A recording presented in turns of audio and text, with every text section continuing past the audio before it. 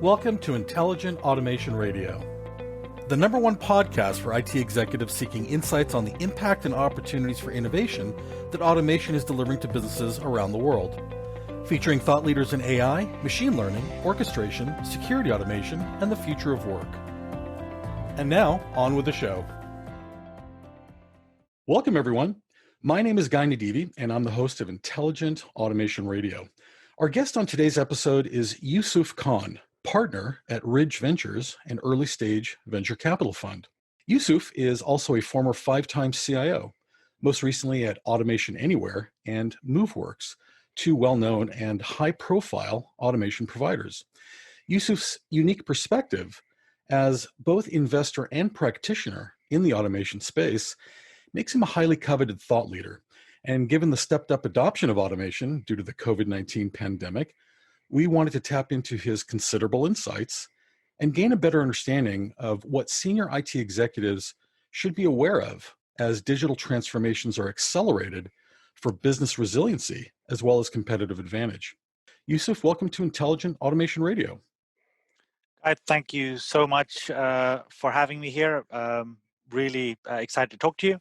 I know you had 17 other people that you wanted to have on this slot. But when you call me up at 2 a.m. in the morning and say you're exceptionally desperate and you need that extra guest, I'm your man. So I appreciate being on here and thank you for having me.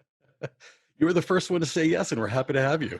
I don't want to brag, but that's how I roll. But thank you. So Yousuf, tell us about your background and how you became a CIO in the field of automation. Really my... First of all, you made a very generous introduction. I think the long, short summary is I've been a CIO and the first CIO of 5 companies. And that gave me the exposure to have a very broad mandate, especially if you are the first technology leader for a company. When you're looking at internal functions, you can look at it very broadly. And that allowed me to look at everything from business applications and cybersecurity, of course, build out an automation strategy, look at data management, and then also advise on go-to-market. And so my CIO experiences have really looked at those sort of functions and a little bit more.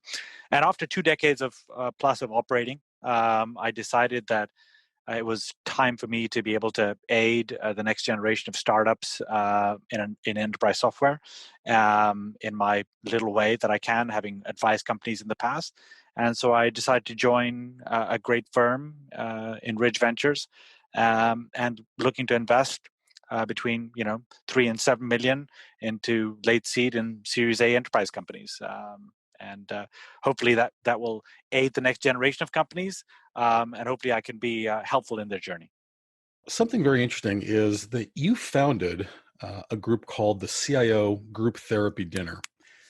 I know that therapy sessions are always supposed to remain confidential, but can you share some details about any breakthroughs made by participating CIOs at these dinners? Very interesting question. And yeah, it was kind of a little bit of a joke, but as I like to say, I was the CIO of several companies and the chief dinner organizer for a number of CIOs in what I termed as group therapy.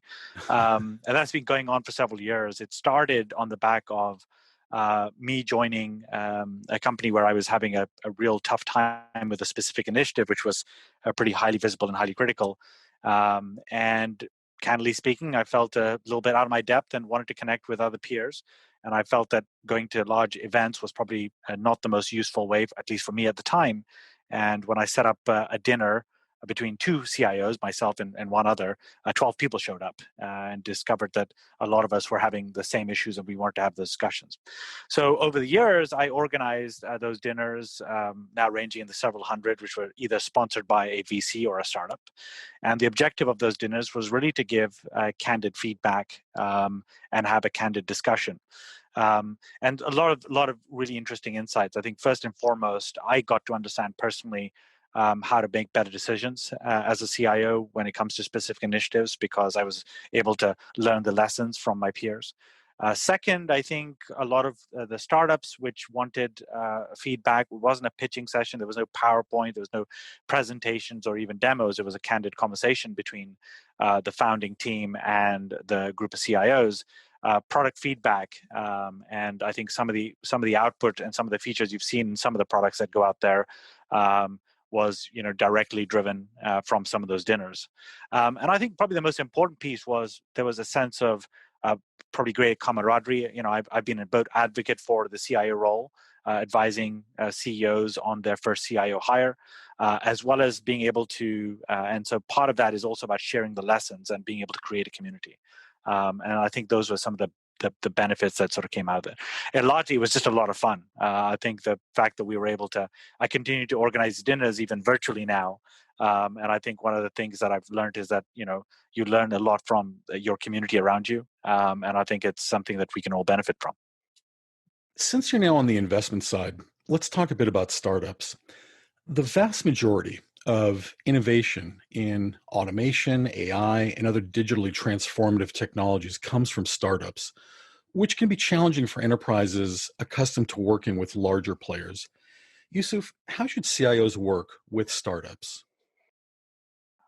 One of the things that I've found in talking with CIOs has been that they are risk averse in some cases about talking to startups. They'll happily take a meeting. In some cases, some will not take a meeting, but very few really want to engage at the early stage. I think I've definitely been on the opposite side of that, having been a design partner of a number of startups, have been an early advisor, have been an informal advisor to a number of companies. And so the way I think CIOs should think about this is as follows. I think if you want to innovate at scale, fundamentally, and you're trying to solve a problem in a very creative way, the high chances that there's a startup that is focusing on the exact same problem to a certain degree. And so therefore, tapping into that with a very focused effort and collaborating and partnering on that is really beneficial for you, number one.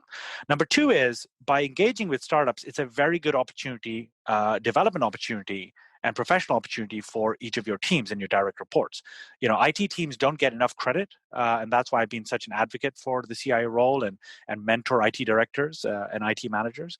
Being able to help even in the infancy of building out a product at early stage and being able to say that is it's a great exercise for professional growth. It's a great opportunity for that, and it allows people to figure out and discover different skills. I think the third piece is that I would go on to say, make a resolution that you want to engage with one startup or two startups a year that you can choose. And that basically means that you need to basically spend a little bit of time connecting with VCs. And sure, I can say that from a vested interest standpoint, and hopefully I can be helpful to my CIO peers. But I think being able to say, here are the one or two problems that I care about most, and I want to be able to talk to companies in this space. And you'd be very surprised that you'd actually be able to see some very creative approaches. You haven't got much to lose by being able to engage. And I think that it's a very, very good use of time. So that's my recommendation, typically. Interesting. Given your extensive experience, Yousuf, where can automation be most useful to an organization? And how can a CIO best lead that automation journey? So the most key thing that you've pointed out in your question is that it's a journey. Automation is a journey in a company, and people need to start that journey for a very good reason. Number one is the compute power is now available for us to be able to really be able to drive automation into our businesses. Number two, the data sets are now there.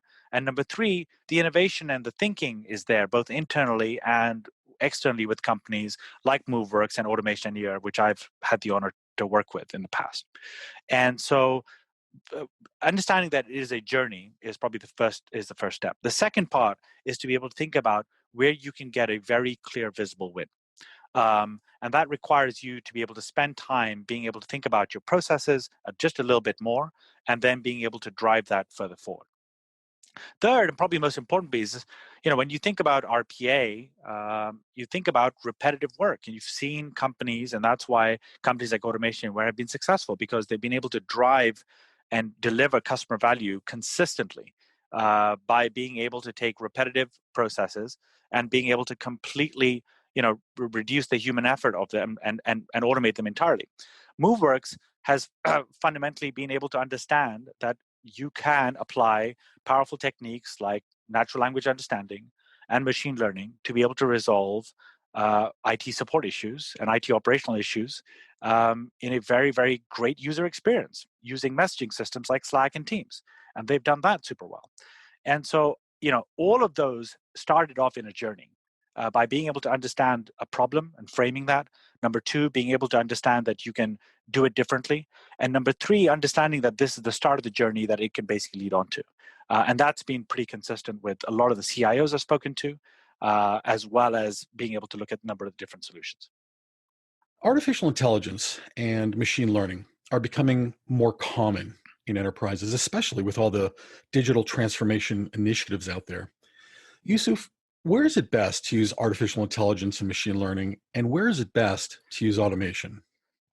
Well, that's an excellent question. I think it's really important that we take a little bit of a step back, because the buzzwords have been out there for a little while, and I think a lot of people get enamored by them. And so, my biggest advice is when you think about use cases, I would break it down into a couple of things. Number one is, are you solving a business problem? First and foremost. And what that business problem is will help you try to figure out whether it is it's a problem of manual repetitive work, for which automation is a very good use case, versus one which requires more automation using more creative techniques, such as NLU and machine learning or otherwise. And so I think framing that problem is probably the most important problem, the first step. Second is thinking about use cases from an industry standpoint, which would be beneficial. So if you think about things like fraud prevention, there's been very common for people to look at statistical processes and techniques and pattern matching to combat fraud prevention for large, say, telcos or retailers, because that's a use case that has been sort of beneficial. Versus something which is overly creative, where the data sets are too varied, machine learning becomes a huge problem. If you think about companies like MoveWorks was successful because it understood the business outcome, which was being able to resolve IT support tickets. It understood the goal of being able to how to do that across some very specific areas, and then grow in its impact. Automation Anywhere looked at repetitive processes and then built onto intelligent automation. And I think that was important to be able to think about from a use case standpoint.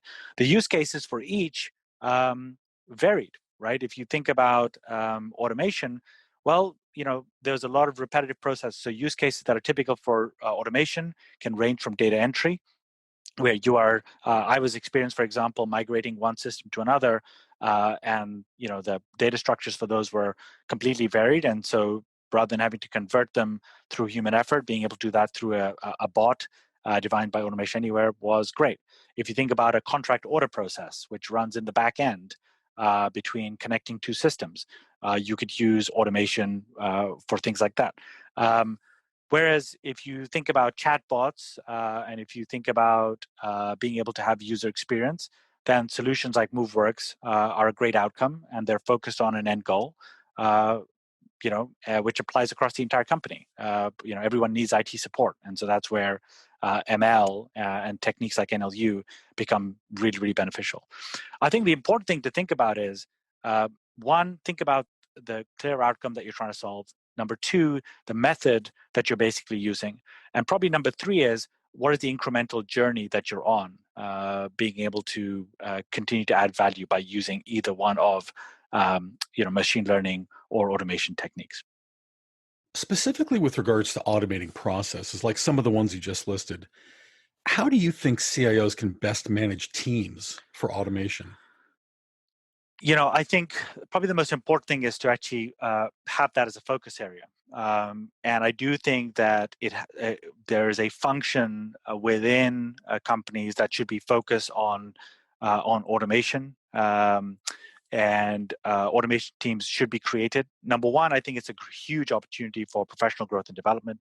Number two, I think it's a huge business need. And number three, I think it requires a dedicated focus.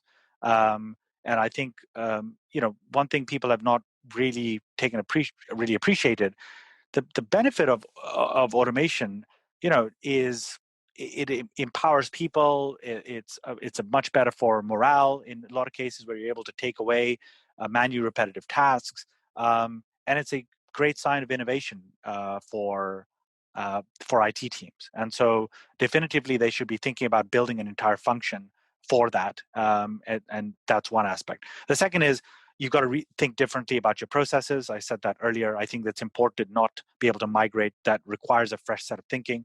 Companies expand, they grow. In some cases, they contract. They take on more technology than they've ever done before. Companies are now becoming more technology-driven companies.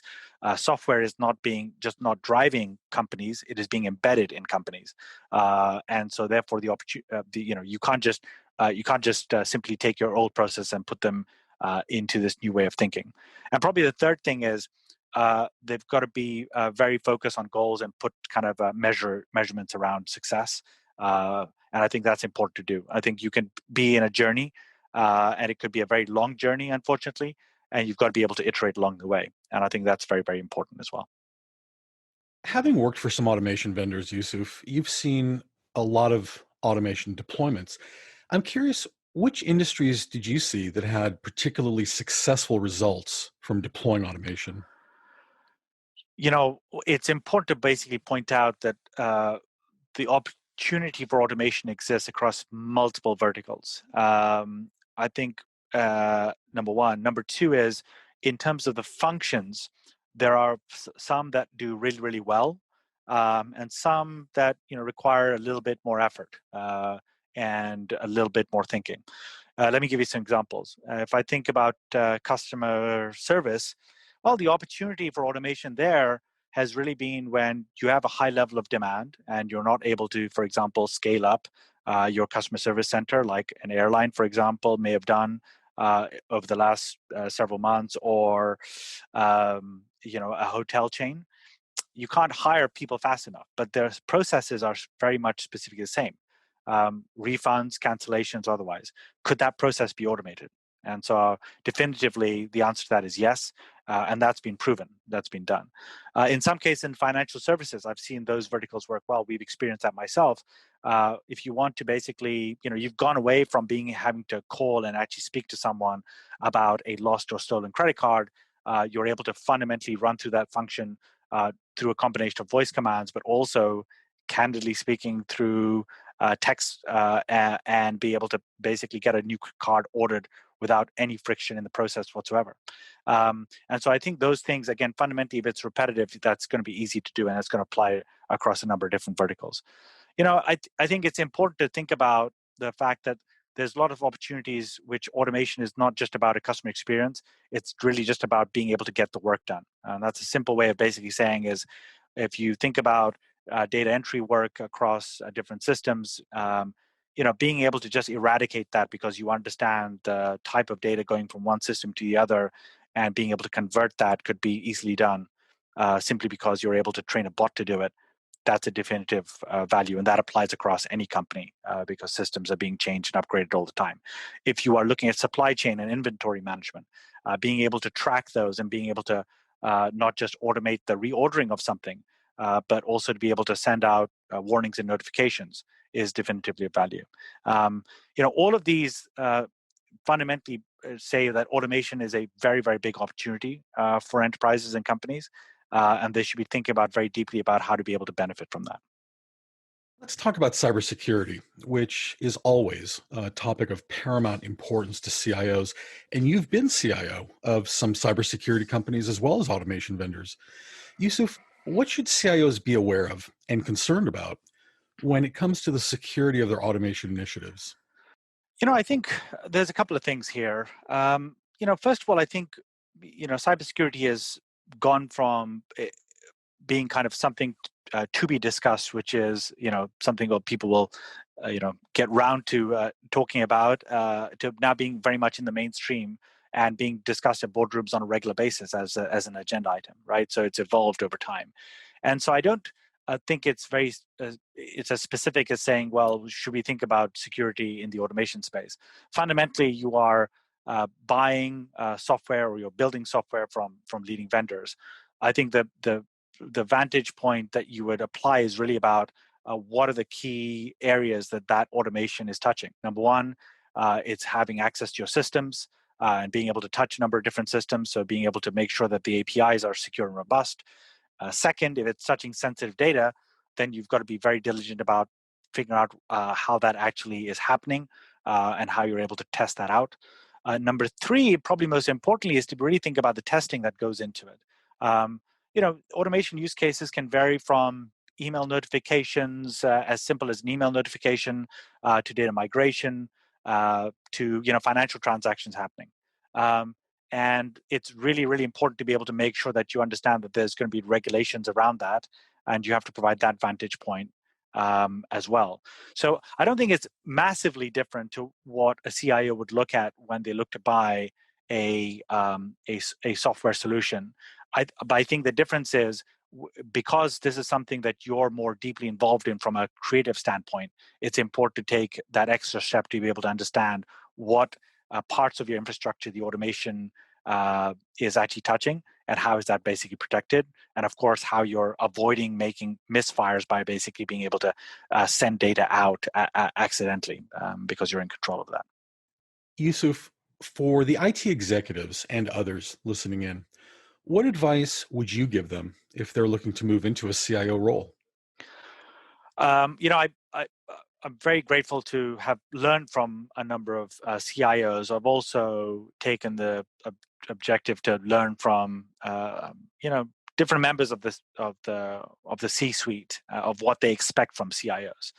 And so with that in mind, I think I would probably give some key pieces of advice. Advice number one is, fundamentally, the CIO role is a leadership role. And so you have to ask yourself a very honest question, which is, what type of leader do you actually want to be? And I think that's important, because people in IT teams are looking for more leadership, for guidance, both in their careers, but also in terms of direction. I think the second is, how do you navigate complex decision-making and prioritization of work? There's no shortage of work for the IT organizations, the very hardworking IT organizations that I've worked with and I've met. And I think it's really important that CIOs understand how they're able to, if you want to be a CIO, how you're able to prioritize and how you're able to basically make decisions.